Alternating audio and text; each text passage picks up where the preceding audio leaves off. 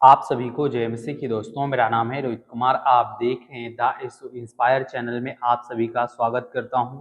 दोस्तों, आप सभी लोगों के बीच में लेके आ चुका हूं शाम की प्रार्थना करना सीखें बाइबल के अनुसार, और प्रार्थना की शुरुआत कैसे करें और अपने जीवन में प्रार्थना करके हम परमेश्वर से आशीषें कैसे बटोरें।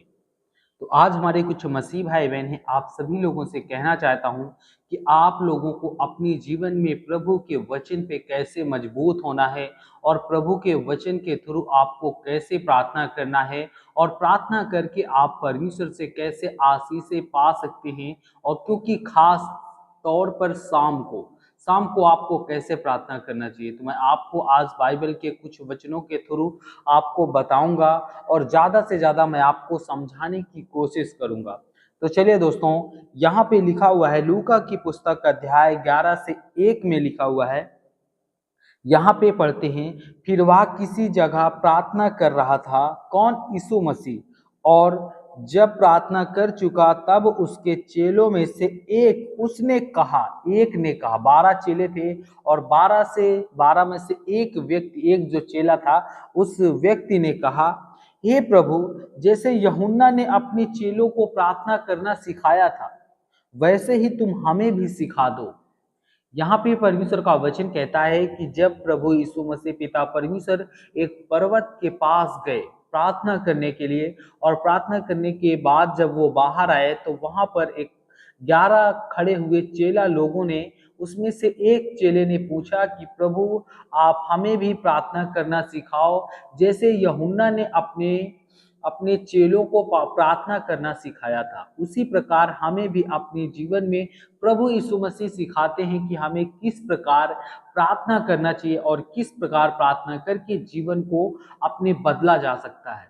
तो दोस्तों, यहाँ पे लिखा हुआ है, फिर उसने कहा, कौन? यीशु मसीह पिता परमेश्वर ने कहा, जब तू प्रार्थना करे तो और कहे, हे पिता, तेरा नाम पवित्र माना जाता है, तेरा राज्य आए, तेरा राज्य आए, तेरी महिमा हो।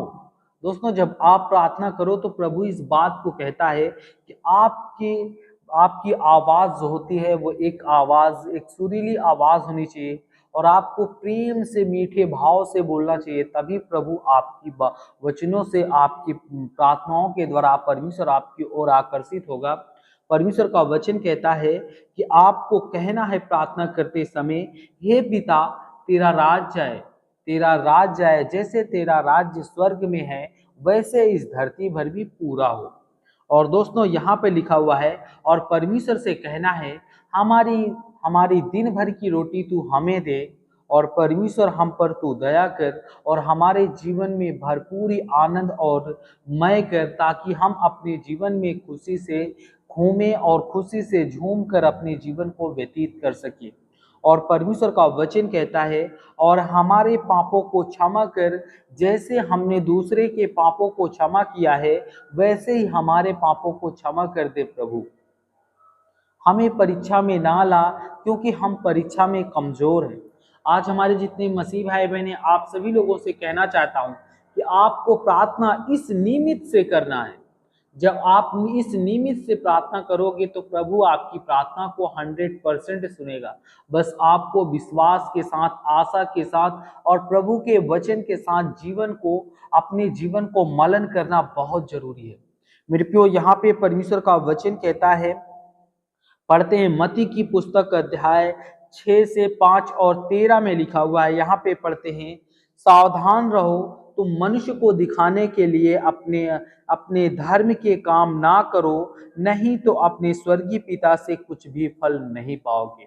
मेरे प्रियो, यहाँ पे परमेश्वर का वचन कहता है, सावधान रहो, तुम मनुष्य को दिखाने के लिए अपने धर्म के काम ना करो, नहीं तो आपको परमेश्वर से प्रतिफल नहीं मिलेगा।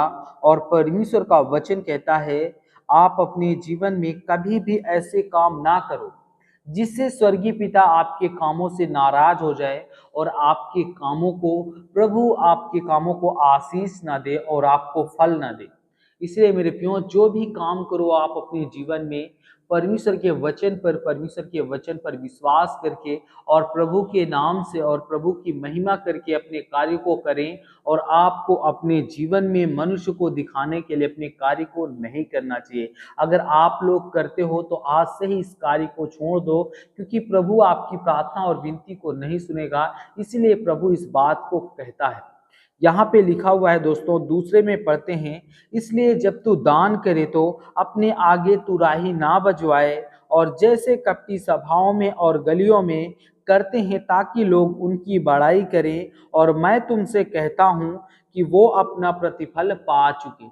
आज हमारे जितने मसीह भाई बहन हैं, आप सभी लोगों से कहना चाहता हूँ कि जब तुम दान करो, इसलिए परमेश्वर इस बात को कहता है कि जब तुम दान दशमांश दो तो अपने आगे तुराही मत बजवाओ। अगर अपने आगे तुराही बजवाते हो तो प्रभु इस बात को कहते हैं, जैसे कपटी सभाओं में और गलियों में होता है वैसे ही तुम भी करोगे। इसलिए परमेश्वर कहता है ताकि उन लोगों की बड़ाई हो, जैसे कि आप वो लोग कपटी सभाओं के लोग करते हैं, गलियों के लोग करते हैं, ठीक उसी प्रकार आपके मन में भी ये बात आती है कि अगर हम अपने जीवन में किसी को दिखा करके या किसी को दिखाकर दान देते हैं तो वो हमारी बड़ाई करेगा, हमारा सम्मान करेगा, हमारा इज्जत करेगा, उसने प्रभु के नाम से इतना पैसा दिया।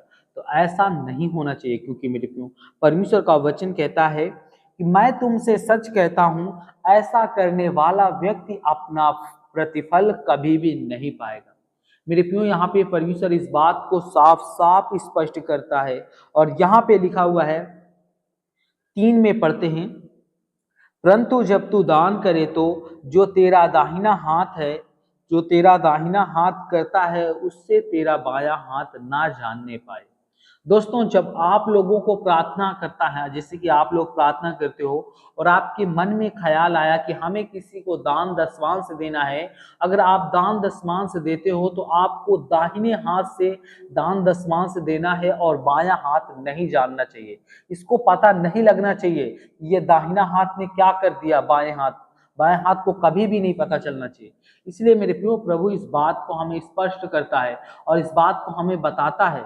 इसलिए हमें अपने जीवन में इस बात को ध्यान से और गौर से सुनना चाहिए। और यहाँ पे लिखा हुआ है, ताकि तेरा दान जो है वो गुप्त रहे, और तेरा पिता जो तेरे गुप्त दान को देखे तो तुझे प्रतिफल दे। यहाँ पे परमेश्वर का वचन कहता है कि आप लोगों को इस प्रकार करना है कि ताकि गुप्त रहे तेरा दान। जब परमेश्वर तेरे दान को देखे तो वो तुझे गुप्त में ही तुझे प्रतिफल देगा, तू गुप्त में ही प्रतिफल पाएगा और कोई जान भी नहीं पाएगा। जैसे तूने दान दिया है वैसे ही परमेश्वर तुझे देगा। इसलिए मेरे प्रियो, मैं आप सभी लोगों से कहना चाहता हूं कि आप लोगों को विश्वास के साथ, आशा के साथ और प्रभु के वचन के साथ जीवन को व्यतीत करना बहुत जरूरी होता है। और आपको प्रार्थना करना बहुत जरूरी है। और प्रार्थना कैसे करना, इसीलिए मैं आप सभी लोगों को बताया हूं कि आप लोग अपने जीवन में इस तरीके से प्रार्थना करते हो तो आपके मन में जितने भी हर एक मनोकामना होगी वो हर एक मनोकामना पूर्ण होगी। तो आप सभी को जय मसीह की दोस्तों। God bless you all of you. आमीन। नेक्स्ट वीडियो मिलता हूं दोस्तों।